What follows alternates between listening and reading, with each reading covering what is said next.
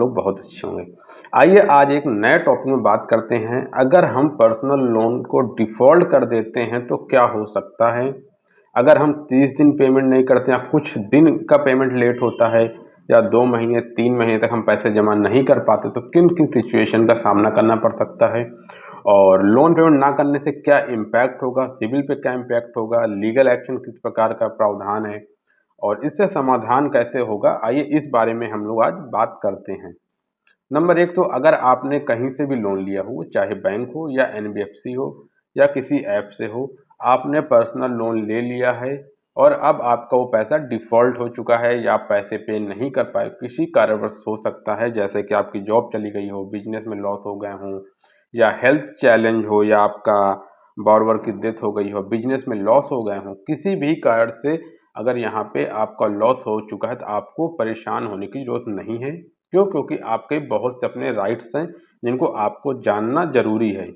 ये ऐसा कोई मिरेकल नहीं होता। देखो, लाइफ में हर आदमी कुछ ना कुछ करता है आगे बढ़ने के लिए और उसके लिए बैंकों का प्रावधान दिया गया है। लोन, पर्सनल लोन वगैरह लेने के लिए अलग अलग तरह के लोन दिए जाते हैं। अगर बैंक इस चीज़ का भी प्रावधान तैयार करती है कि अगर कोई व्यक्ति लोन लिया और लोन नहीं दे पाएगा तो उस सिचुएशन पे भी कुछ चीज़ें बनाई जाती हैं, जो बैंक और गवर्नमेंट दोनों लोग मिलकर आपस में कुछ नियम कायदे बनाए जाते हैं, जिससे कि कस्टमर ऑलवेज राइट, कस्टमर के पक्ष में चीज़ें आती हैं। तो इसमें होता क्या है कि अगर आपने कोई ईएमआई मिस कर दी है और 1 महीने पहले ही महीने आपका ईएमआई मिस हो गया है, जैसे कि एग्जाम्पल है आपका 5 तारीख को ईएमआई का डेट होता है, अब 5-7 दिन लेट हो चुके हैं ईएमआई का, और तो वहाँ पे कॉल मैसेज आप पाएंगे ईएमआई के लिए, बट उसके बाद अगर आप वो पे कर देते हो तो वो वहाँ ऐसी कोई दिक्कत नहीं होगी, बट कुछ लेट पेमेंट चार्ज वगैरह आपको ऐड हो सकते हैं आपकी ईएमआई के साथ, बट वो कोई सिबिल पे इम्पैक्ट नहीं करता है। वो सिविल पे रिपोर्ट नहीं करें, क्योंकि सिविल पे रिपोर्ट करने के लिए एटलीस्ट कम से कम 30 दिन का लेट होना चाहिए, तब वो आपका सिविल पे इम्पैक्ट हो सकता है। तो ये हो गए पहले महीने, क्योंकि बेसिक्स इन्फॉर्मेशन के तहत आपको रिमाइंडर देते हैं पेमेंट हो गए, पेमेंट कर दो। अगर यही आपका ईएमआई 5-7 दिन लेट होने के बजाय आपने पूरा 30 दिन तक लगातार आपने पेमेंट नहीं किया और दूसरा महीना लग जाता है, तो उस दौरान वो आपको कॉल मैसेज के थ्रू आपको रिमाइंडर देंगे, मल्टीपल टाइम्स कॉल करते हैं कि सर आप पैसा पे कर दो, नहीं तो आपका सिविल पे इम्पैक्ट होगा। ये दूसरे महीने भी सेम सिचुएशन होती है और तीसरे महीने भी आपको कॉल मैसेज या कोई आपके घर को विजिट करने का प्रावधान बता दे, सर आप पैसा नहीं पे करोगे तो हम आपके घर को विजिट करेंगे, नहीं तो आप पैसे पे कर दो। तो ये हो गए 3 महीने तक आपको कॉल मैसेज के थ्रू ही आपसे पैसा मांगेंगे, लेट पेमेंट चार्ज आपके प्रभाव दबाव बनाने की कोशिश करते हैं। अगर उसके बाद भी अगर हम पेमेंट नहीं करते तो 3 महीने बीत चुके हैं तो वो आपका केस एनपीए हो जाता है, नॉन परफॉर्मिंग एसेट्स में ऐड होने लगता है केस, और उसके बाद आपका सिबिल को इम्पैक्ट होता है और वो आपका केस सिबिल पे जाता है, जो आपको सिबिल पे रिपोर्ट करना बैंक शुरू कर देता है मंथ वाइज। जितना आप लेट करते जाओगे तो सिबिल पे प्रभाव पड़ेगा। आपका सिबिल स्कोर अगर खराब होगा तो आपको भविष्य में लोन मिलने में दिक्कत होगी। सिबिल स्कोर कैसे आप नापते हैं? सिबिल स्कोर 300 से 900 के बीच में एक स्कोर होता है। अगर आपका 650 से नीचे सिबिल स्कोर खराब माना जाता है। अगर 650 700 है तो वहाँ पे आपको होम लोन वगैरह मिल जाते हैं। कुछ एनबीएफसी लो सिबिल स्कोर भी लोन देती है, बस 720 725 के ऊपर अच्छे लोन आपको अच्छे ऑफर्स मिलते हैं। कम सिबिल स्कोर पे रेट ऑफ इंटरेस्ट बहुत हाई इंक्रीज हो जाए, तो इस चीज़ को ध्यान रख के थोड़ा सा सिबिल पर ध्यान देना चाहिए, नहीं तो सिबिल इम्पैक्ट होता है। अगर आप लगातार 3-4 महीने पेमेंट नहीं करते तो किन किन चीज़ों का आपका प्रभाव पड़ता है और क्या आपके खामियाजा भुगतना पड़ता है? तो होता है सबसे कि आपका सिबिल स्कोर डाउन होता है, उसके बाद लेट पेमेंट चार्ज पेनल्टीज आपके अकाउंट्स पे ऐड होना शुरू हो जाते हैं।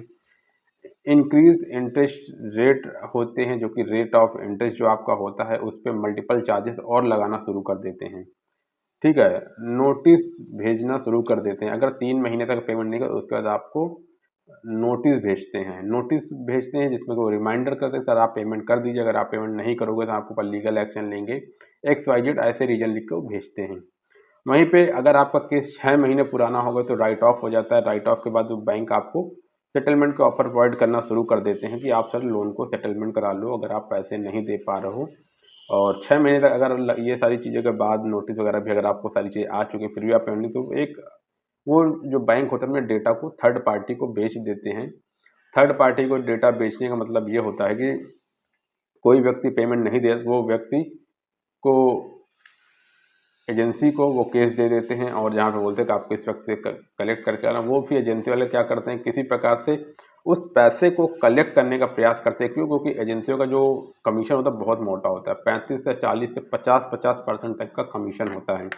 तो जितने रुपए आपसे कलेक्ट करेंगे उसका 50%, 40% सीधा एजेंसी को जाता है। तो इस वजह से फिर रिकवरी एजेंट जो रिकवरी वाले होते हैं काफ़ी हार्ड तरीके से कई बार प्रैक्टिस कर, बैंक नहीं बोलता कि आप करो, बैंक बोलता पैसे लेके आओ। बैंक अपने ऊपर कोई चीज़ नहीं लेती, क्यों? क्योंकि ना तो एजेंसी का कोई रिकॉर्ड होता, ना कोई डेटा होता, ना ही वो आपके साथ कुछ साझा और शेयर करना चाहते हैं।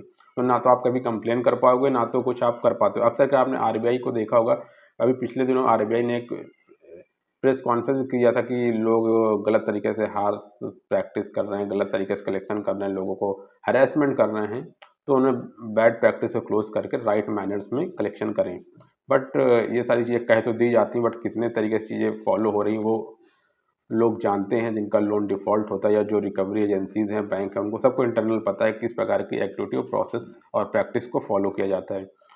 तो ये सारी चीज़ें हो गई, उसके बावजूद अगर आप पेमेंट नहीं हो पा रही, सिचुएशन नहीं है, कोई ऑप्शन नहीं है और 6 महीने लोन पेमेंट 6 महीने बीत चुके हैं, तो वो आपको लीगल एक्शन आपके अगेंस्ट में कोर्ट भी जा सकते हैं। कई बार ऐसी सिचुएशन को देखा जाता है। लेकिन अगर वो 20 लाख के ऊपर का आपका लोन है तो वो डीआरटी फाइल करते हैं, जहाँ पे आपके ऊपर एक्शन लेने का प्रावधान किया जाता है कि आपके ऊपर कुछ लीगल प्रोसेस किया जाए। बट ऐसा है कि अक्सर एक लाख, 1.5 लाख, 50 लाख, 2 लाख के लोन के लिए कभी भी बैंक कोर्ट का रास्ता नहीं अपनाती, क्योंकि उनको पता है कि 1.5-2 लाख रुपए का पेमेंट के चक्कर में 5 साल 10 साल कौन बैंकों में अपना टाइम वेस्ट करे। और यहाँ पे तो लाख, 1.5 लाख, 2 लाख के जो लोन है, हाँ उनको परेशानी होगी, थोड़ा लीगल की नोटिस भेज सकते हैं, परेशान करेंगे, कॉल करेंगे, मैसेज करेंगे, मल्टीपल टाइम चीज़ों को करेंगे, सिविल इम्पैक्ट होगा।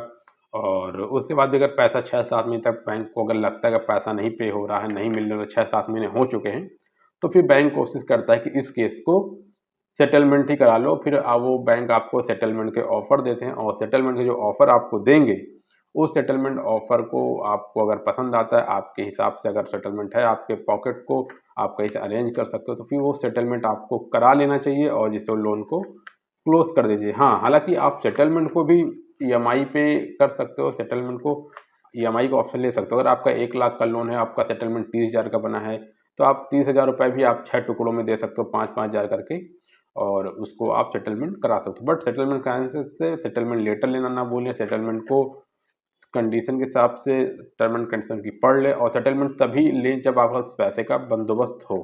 कई बार ऐसा करके लोग करते हैं, सेटलमेंट का ऑफर ले लेते हैं और हाथ में पैसा नहीं है, और फिर वो 1 महीने 2 महीने पे किया, फिर फेल होगा तो वो सेटलमेंट कैंसिल हो जाता है। तो उससे आप लोग का भी नुकसान होता है। तो इस तरीके से आपने लोन का सेटलमेंट करा सकते हैं। तो पर्सनल लोन अगर आपके पास है 2 लाख 3 लाख का, बहुत ज़्यादा समस्या का समाधान बहुत आराम से हो सकता है, वो सेटलमेंट हो जाएगा। अगर पैसे नहीं हैं, वहीं पर अगर बड़ा लोन है तो उसके लिए भी सेटलमेंट होता है, लेकिन आपको सेटलमेंट के लिए थोड़ा सा समय लगता है, थोड़ा सा इस फेज़ को गुजरना पड़ता है, 6 महीने 7 महीने।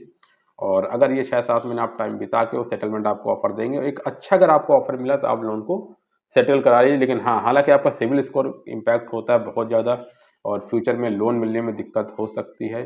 तो इसलिए कि सेटलमेंट करना बहुत अच्छी बात नहीं, बट अगर कोई ऑप्शन नहीं है, कोई रास्ता नहीं है लाइफ में, तो सेटलमेंट से अच्छा भी कोई रास्ता भी नहीं है इस समस्या से बाहर निकलने के लिए। तो यही चीज़ें हैं पर्सनल लोन में। पर्सनल लोन में अगर आपका लोन है, बहुत ज़्यादा परेशान मत होइए। मैं आपको बोलता हूँ कि इससे आप समाधान से आप बाहर निकल आओगे, समस्या का समाधान है। आपको पेशेंस होके अपने काम पे फोकस रखो और इन लोन को सेटलमेंट की ओर जाओ। अगर पैसे का जुगाड़ नहीं है, नहीं हो पा रहा, कोई रास्ता नहीं है, और आपको लगता है कहीं से रास्ते नहीं है, पैसे नहीं मिल पाएंगे, तो आप सेटलमेंट का ऑप्शन अपना सकते हैं, जिससे इस दलदल से आप बाहर निकल आइए। बहुत से लोग हैं ऐसे सेटलमेंट के रास्ते से 30,000, 40,000, 30% पे सेटलमेंट करा के बाहर निकले पर्सनल लोन का। आप भी करा सकते हो। आप लोग को भी स्ट्रांग रहना है और मेहनत करना है, खुद पे विश्वास करना, और आप इस समस्या से बाहर निकल आओगे। पर्सनल लोन हो या क्रेडिट कार्ड लोन हो, कोई सा भी लोन हो, इन सबसे समस्या का समाधान है। आप समस्या का समाधान ढूंढना पड़ेगा और खुद को स्ट्रॉन्ग करना पड़ेगा, क्योंकि जो कॉल मैसेज से बहुत स्ट्रेस लेवल इंक्रीज होता है। तो उसको आपको कूल रहना है पूरे सिचुएशन के दौरान, और कोई गलत कदम नहीं उठाना है, और आप इन समस्याओं से बाहर निकल आओगे। दोस्तों, अगर आपको वीडियो अच्छी लगे लाइक कीजिए, सब्सक्राइब कीजिए। आज के लिए